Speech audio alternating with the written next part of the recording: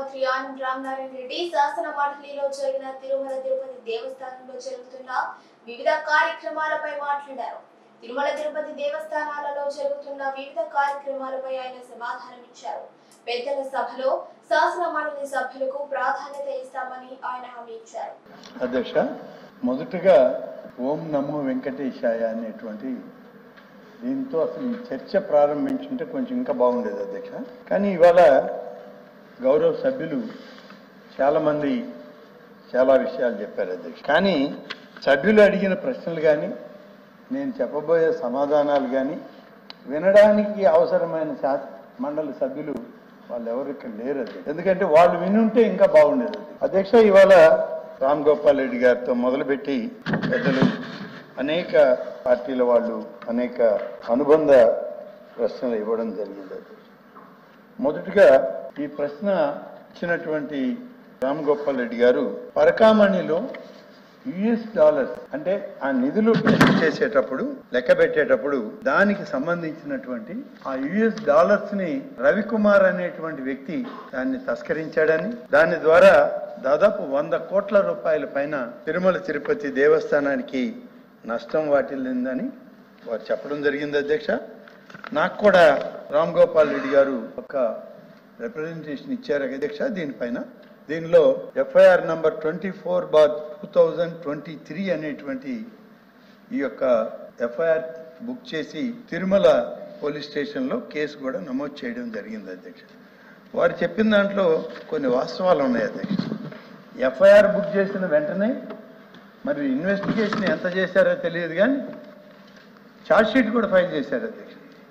Chargesheet file చేసినటువంటి కొద్ది రోజుల్లోనే లోకాయుక్తలో పెట్టి కాంప్రమైజ్ పిటిషన్ కింద దాన్ని సెటిల్మెంట్ కూడా చేశారు అధ్యక్ష. ఇది జరిగిన వాస్తవం. అయితే దీని మీద లోతుగా విచారించాలనేటువంటిది అవసరం ఉంది అధ్యక్ష. దీనిలో ఎవరెవరు ఇన్వాల్వ్ అయ్యారనేది మన రామ్ గోపాల్ రెడ్డి గారు ఇచ్చినటువంటి లెటర్లు అయితే ఇప్పటికే మేము దానికి సంబంధించి టీటీడీ నుంచి నివేదిక అడిగాం.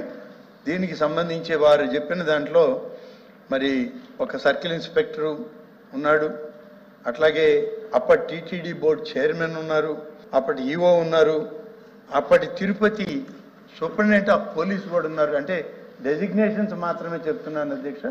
వ్యక్తిగతంగా వాళ్ళ పేర్లు చెప్పడం అంత సమంజసం కాదు కాబట్టి నేను ఇక్కడ ఆ పేర్లు ప్రస్తావన చేయడం లేదు.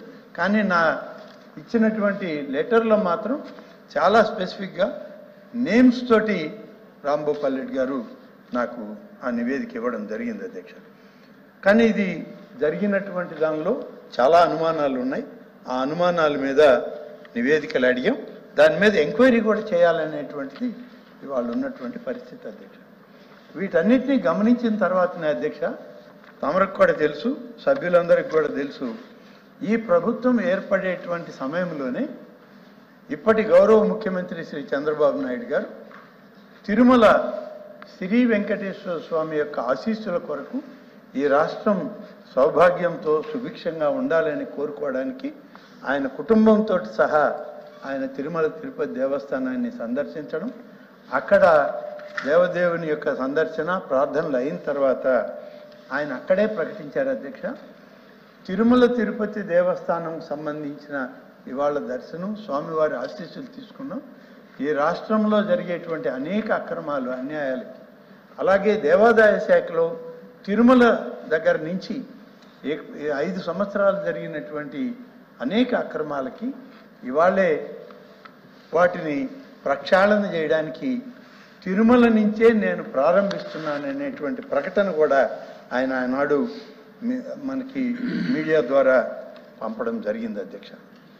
ఇవాళ అవినీతికి అంతం పలుకుతామని రాష్ట్ర ప్రజలకి హామీ ఇచ్చినటువంటి నేటి మన ముఖ్యమంత్రి చంద్రబాబు నాయుడు గారు తిరుమలలో అనేక మాఫియాలు చేరినాయి అధ్యక్ష.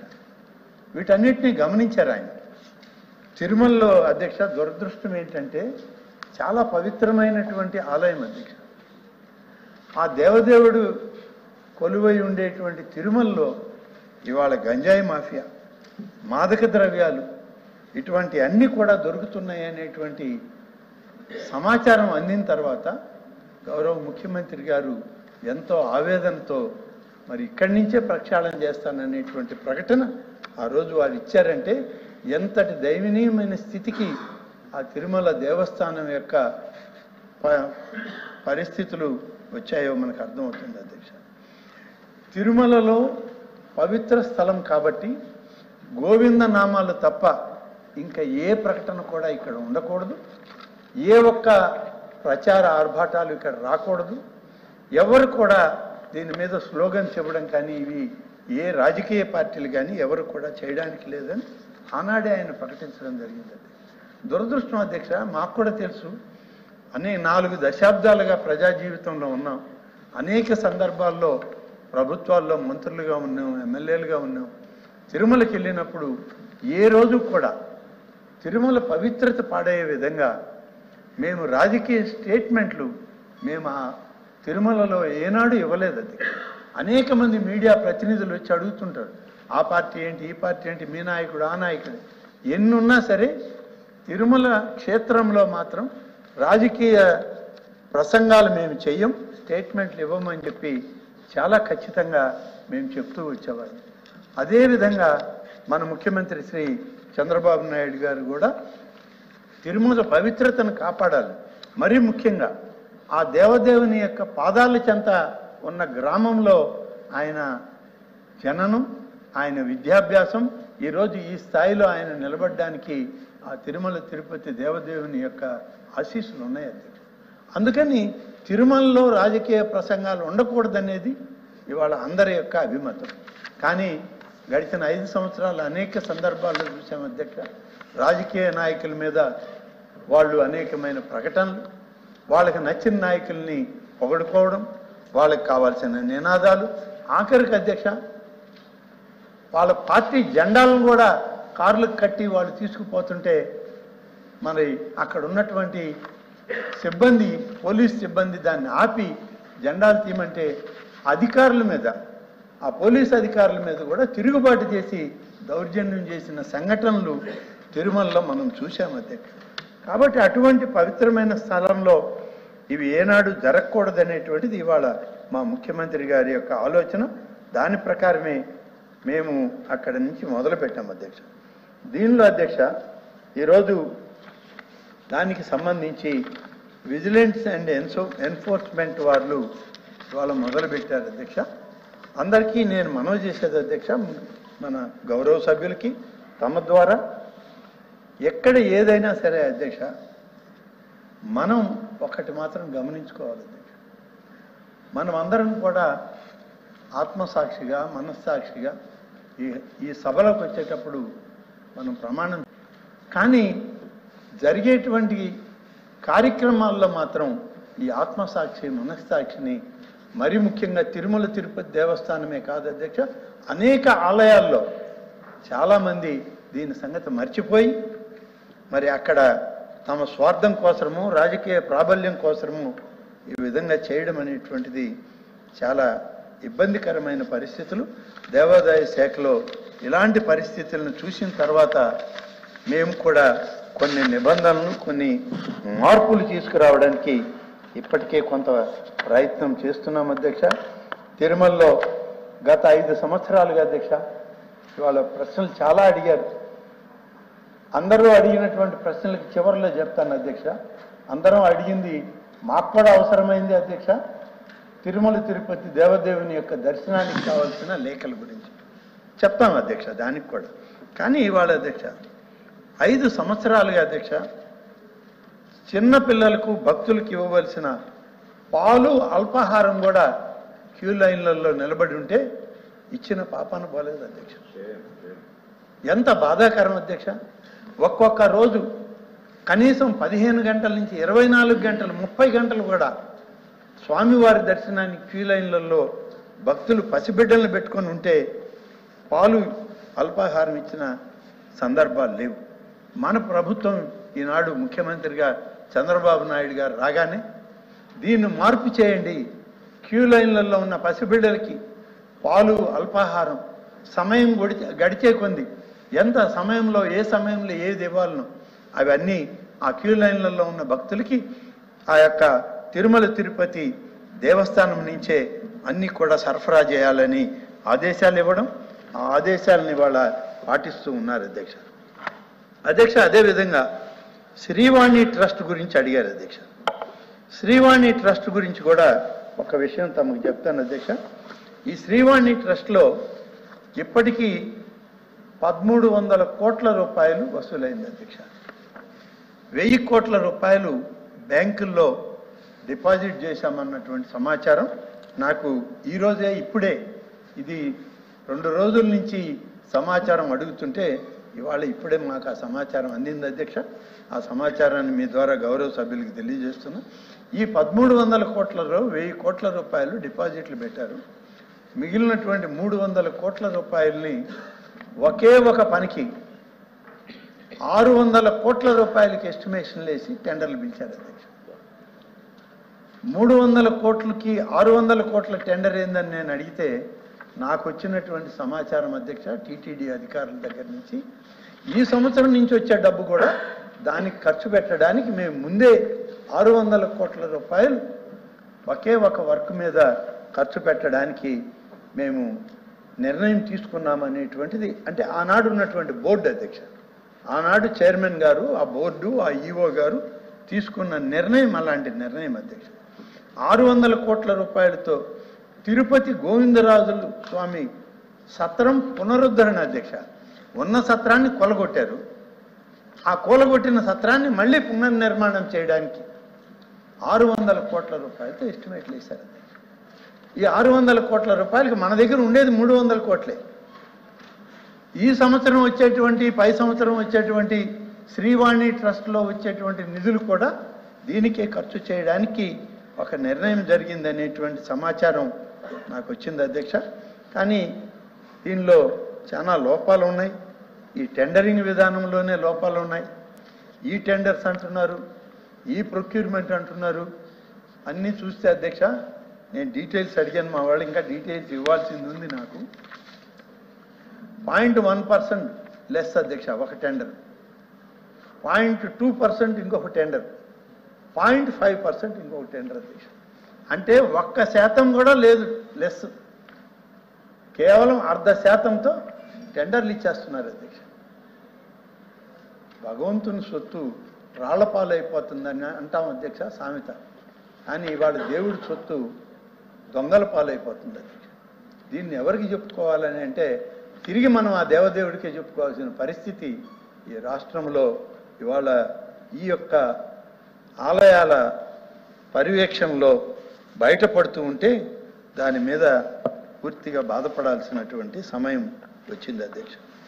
అందుకనే అధ్యక్ష, ఈ శ్రీవాణి ట్రస్ట్లో జరిగేటువంటి వాటి మీద కూడా పూర్తిగా ఇవాళ మనం తీసుకోవాల్సిన చర్యలు, వాటిని గురించి కూడా చూడడం జరుగుతుంది. స్విమ్స్, బర్డ్స్ లాంటి ఆసుపత్రులు ప్రపంచ ప్రఖ్యాతిగాంచినటువంటి ఆసుపత్రులు అధ్యక్ష. ఇవి పూర్తిగా తిరుమల తిరుపతి దేవస్థానం అధీనంలో ఉంటాయి అధ్యక్ష. నిధులు కూడా వాళ్లే ఇస్తారు. అవి కూడా ఇవాళ సరిగా పనిచేయలేనటువంటి పరిస్థితికి వెళ్ళిపోయింది. కాబట్టి అసలు ఈ తిరుమల తిరుపతి దేవస్థానంలో ముఖ్యమంత్రి గారు ఆయన ఆలోచన, ఆయనకున్న సమాచారం అయితే ఇప్పుడు ఈ రికార్డులన్నీ చూశాక మాకు కూడా అవగాహన అవుతుంది అధ్యక్ష. ఆయన ఎందుకు తిరుమల తిరుపతి నుంచే ప్రక్షాళన మొదలు పెడతాననేటువంటి మాట ఆయన మొదటి రోజే మాట్లాడాడనంటే ఇవన్నీ సమాచారం ఆయన దగ్గర ఉండబట్టే ఈ ప్రక్షాళనకి ఆయన నాంది పలికారని చెప్పి నేను మీకు మనవి చేస్తున్నాను అధ్యక్ష. అందుకనే అధ్యక్ష ఇవాళ నేను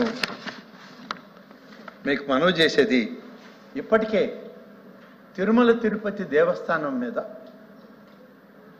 విజిలెన్స్ అండ్ ఎన్ఫోర్స్మెంట్ డిపార్ట్మెంట్ చేత దాన్ని పూర్తి స్థాయిలో విచారణకి రాష్ట్ర ప్రభుత్వం ఆదేశించింది అధ్యక్ష. ప్రిలిమినరీ ఎంక్వైరీ మాత్రమే జరిగినాయి ఇప్పటికీ. కాబట్టి కంప్లీట్ అయ్యి పూర్తి సమాచారం ప్రభుత్వానికి అందిన తర్వాత ఆ నివేదికని, దాని ఆధారాలను బట్టి సంబంధిత అధికారుల పైన కానీ అనధికారుల పైన కానీ చర్యలు తీసుకోవడానికి ప్రభుత్వం వెనకాడదు అధ్యక్ష. 100,000 కోట్ల రూపాయలు దుర్వినియోగం జరిగింది అని అంటే అధ్యక్ష, మీకు ఎక్కడ జరిగింది అనేటువంటి దానిలో ఒక్క చిన్న సమాచారం చెప్తాను అధ్యక్ష మీకు. ఈరోజు వీళ్ళు ఇచ్చిన దాంట్లో ఒక 4 రోడ్లు వేయడానికి టీటీడీ ఒక నిర్ణయం తీసుకుంది అధ్యక్ష. ఈ 4 రోడ్లు తిరుమల తిరుపతి దేవస్థానంలో ఇవి ఆ దేవస్థానం నిధులతో చేయాలని దేవస్థానం యొక్క భూముల్లో ఈ రోడ్లు వేయడానికి బోర్డు ఒక నిర్ణయం తీసుకుంది అధ్యక్ష. దీనికి ఏమీ ఎవరి దగ్గర నుంచి లేదు. టీటీడీలో బోర్డు నిర్ణయం తీసుకొని ఇంజనీర్లకు ఇచ్చారు, రోడ్లు వేసుకుంటూ పోతున్నారు. కనీసం ఆ భూముల్లో ఈ రోడ్లు వేయొచ్చునా వేయకూడదా సర్వే కానీ విచారణ కానీ దానికి టీటీడీ ఫారెస్ట్ డిపార్ట్మెంట్ యొక్క అనుమతులు ఉన్నాయా లేదా ఏమీ లేదు అధ్యక్ష. దాదాపుగా 1600 కోట్ల రూపాయల పనులు కొద్ది కాలంలోనే ఎన్నికలకు రాబోయేటువంటి కొద్ది కాలంలోనే ఈ పనులు మొదలుపెట్టారు అధ్యక్ష. ఇవి కొన్ని మొదలయ్యే, కొన్ని ఇంకా మొదలు కాలేదు, కొన్ని టెండరింగ్ స్టేజ్లో ఉన్నాయి అధ్యక్ష. ఇంత దారుణమైన పరిస్థితుల్లో తిరుమల తిరుపతి దేవస్థానం ఉంది అనే దానికి చెప్పడానికి కొంచెం బాధ కలుగుతున్నా, కానీ ఇవన్నీ కూడా చూసిన తర్వాత ఇక ముఖ్యమంత్రి గారి నిర్ణయం, వారి నిర్ణయం మేరకు చేసేటువంటి ఈ విచారణ త్వరితగతిన పూర్తి చేయమని అధికారులకు కూడా మేము కోరుతాం. నివేదిక వచ్చిన తర్వాత దీని మీద అంతా కూడా ఆ విచారణను బట్టి, రిపోర్టును బట్టి దాని మీద ఆధారాలను తీసుకొని చర్యలు చేపట్టడం జరుగుతుంది. అయితే అధ్యక్ష, ఇవాళ స్వామివారి దర్శనానికి సభ్యులకు ఇచ్చేటువంటి ఆ యొక్క లేఖల గురించి ప్రస్తావన చేశారు అధ్యక్ష. అందరూ చేశారు, మా వాళ్ళు కూడా చేశారు అధ్యక్ష. నేను ఒక విషయం మీకు చెప్తాను అధ్యక్ష, మీ తమరికి కూడా తెలుసు. గత శాసనసభలో నేను కూడా అధికార పక్షంలో ఉన్నాను అధ్యక్ష. చివరి సంవత్సరంలో దూరం అయ్యాను, కానీ అధ్యక్ష నాకు కూడా అధికార పార్టీ శాసనసభ్యుడిని అయినా తొలి సంవత్సరం నుంచి మరి మన ఇప్పుడు గౌరవ సభ్యులు చెప్పినట్లు 5 రోజులు ఇచ్చారు, 6 రోజులు ఇచ్చారు, అవసరమైతే 10 మందికి అనుమతులు ఇచ్చారంటే నాకు కూడా ఒకే లెటర్ ఇచ్చారు అధ్యక్ష. ఒక లెటర్లో 6గురికి అనుమతి ఇచ్చారు. చివరి 5వ సంవత్సరంలో మాత్రం ఒక్క లేఖకు కూడా నాకు అనుమతి ఇవ్వలేదు అధ్యక్ష. నేను శాసనసభ్యుడిగా ఉన్నప్పటికీ నాకు ఒక్క లేఖకు కూడా అనుమతి లేదు అధ్యక్ష. ఆ రోజు బోర్డు, ఆ రోజు నిర్ణయం అలాంటిది. అంతటి దౌర్భాగ్యమైన పరిపాలన టీటీడీలో జరిగింది. స్వయంగా నేనే అనుభవించాను ఆ బాధ అని చెప్పుకోవడానికి ఇవాళ తమ ముందు బాధపడుతున్నాను అధ్యక్ష. కానీ ఇవాళ ఏం చేద్దాం అధ్యక్ష? ఒక దుర్మార్గమైనటువంటి పాలన ఆనాడు జరిగింది. ఏం పరిపాలన అధ్యక్ష? ఇవాళ శాసనసభ్యులు, శాసనమండలి సభ్యులు సమానమని మనం మాట్లాడుకుంటున్నాం ఇక్కడ. కానీ శాసనసభ్యులకు ఒక రీతి, మన పార్టీ అయితే ఒక రీతి, మనల్ని వ్యతిరేకించిన వాళ్ళకి ఒక రీతి, ఇంకొక పార్టీ వాళ్ళకైతే ఒక రీతి. ఈ విధానాలే ఇవాళ వాళ్ళ పుట్టి ముంచి ఈరోజు అసలు హౌస్లోకి కూడా రావడానికి సిగ్గుపడి బయటకు వెళ్ళేటువంటి పరిస్థితి. వాళ్ళు కానీ ఉండుంటే ఇంకా చాలా ఉంది అధ్యక్ష. వాళ్ళ సమయంలో జరిగినటువంటి ఈ తిరుమల తిరుపతి దేవస్థానంలో జరిగిన అక్రమం కానీ అంతా చెప్పాల్సి సిద్ధం కాదు, వాళ్ళు అసలు లేరు. కాబట్టి అధ్యక్ష, మరొక సందర్భంలో లఘు చర్చ కావాలని గౌరవ సభ్యులు అడిగారు సార్. నేను చెప్తున్నా, లఘు చర్చ పెట్టడానికి, దీని మీద పూర్తి స్థాయిలో దీని మీద చర్చించడానికి కానీ మాకు ఎలాంటి అభ్యంతరం లేదు. అది తమరు శాసన మండలి పక్ష నాయకులు అందరూ కానీ నిర్ణయం తీసుకుంటే తప్పనిసరిగా ఈ సభలోనా లేకుంటే రాబోయే సెషన్లోనూ మీరు అలౌ చేయండి. మేము పూర్తి సమాచారంతో చర్చించడానికి మేము సిద్ధంగా ఉన్నాం అధ్యక్ష. ఇక లేఖల విషయంలో ఇప్పుడే ఈ ప్రభుత్వం వచ్చింది, కేవలం 6 వారాలు అయింది అధ్యక్ష. ఇంకా కూడా తిరుమల తిరుపతి దేవస్థానం యొక్క విధి విధానాల్లో ఇంకా మా కొత్తగా ఈఓలు, జేఈఓలు అందరూ ఇప్పుడిప్పుడే జాయిన్ అవుతున్నారు అధ్యక్ష. అధికారులు కూడా నిన్న మొన్నటి వరకు సరైన పరిపాలనలో లేరు. కొత్తగా ఒక ఈఓ గారిని వేసాం, మళ్ళీ ఈరోజు రేపు మరొక జేఈఓ గారిని వేస్తున్నాం తిరుమలలో.